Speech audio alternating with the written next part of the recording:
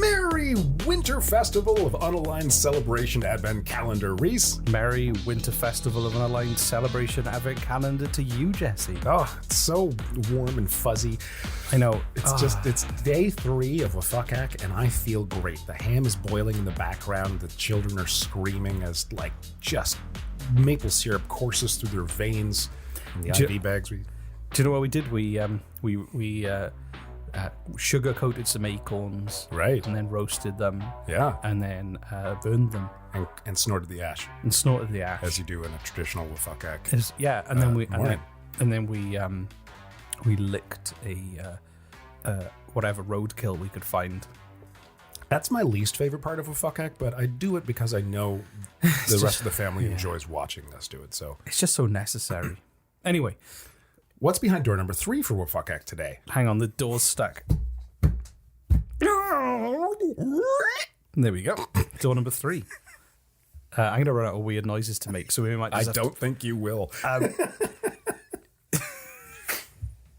This one's probably be shorter than the other ones. All right. Like I said, we're not officially scraping the barrel, but I wanted to put some of the weak ones first. So, but earlier on. Why earlier on? We're trying to convince people to listen to us on a daily basis. If you've listened to day 1 and 2, chances are you're going to stick with 3 and 4. Oh, I hope so. Okay. Anyway, fair. This is have you ever heard of the festive parliamentary poem? No.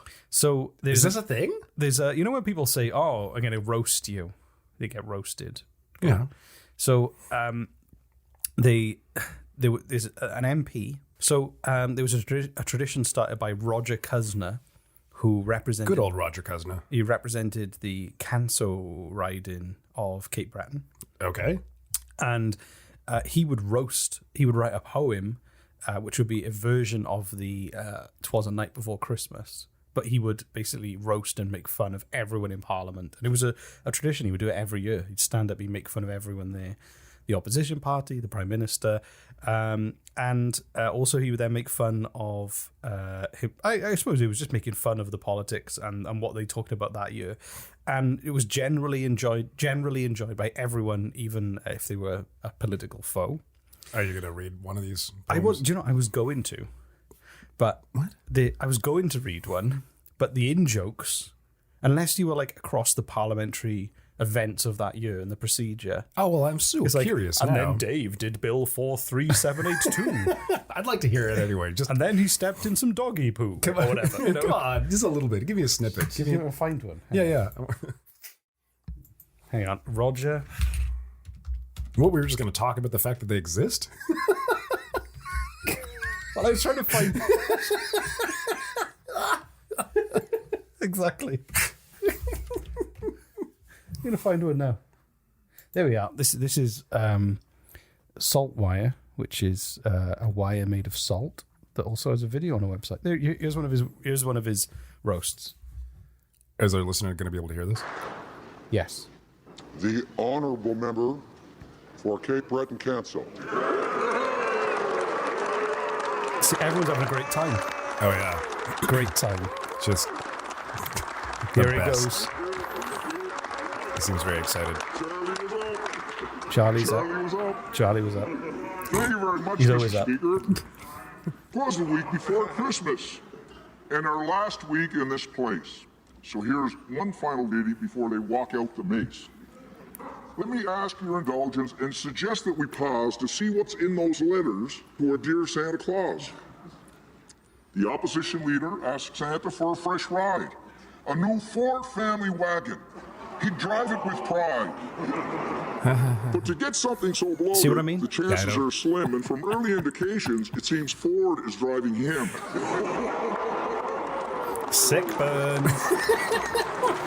Some corruption scandal with Ford, right? Surprises are now sheer delights.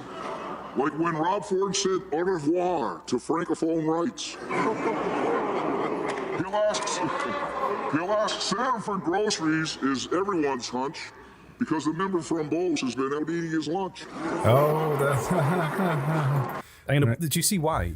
Yeah, I see why you're you say this episode was sort of about it existing. We've now inflicted that on our listeners.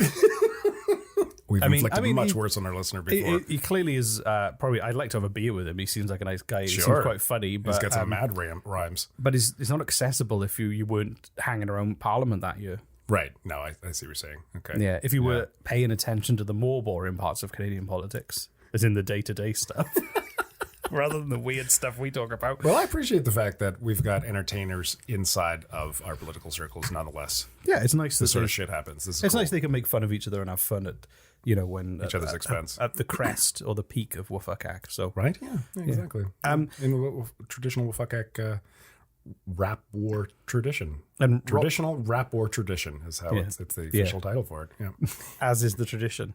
So. So Roger retired in 2018 and pursued a professional rap career. Is this? I hope or wrote so. Children's books. I hope so. Kate Breton's only rap act would be great. / children's author. Right. But another MP whose name I can't remember has replaced him. So there we go. Does he also rhyme at Christmas time? He hasn't got time. Fuck, I can't rhyme. That did, but okay. Oh, shit. Yeah, you can. Great. So this was door number 3. Huzzah. Huzzah. That was pretty fun. I had a wonderful day. We'll see you tomorrow. Isn't it nice that we're in your life every single day? Every single day. Every single day. Every single day. Forever. Well, at least until December the 25th. So, okay, bye. Bye. The Andy T. wrong button.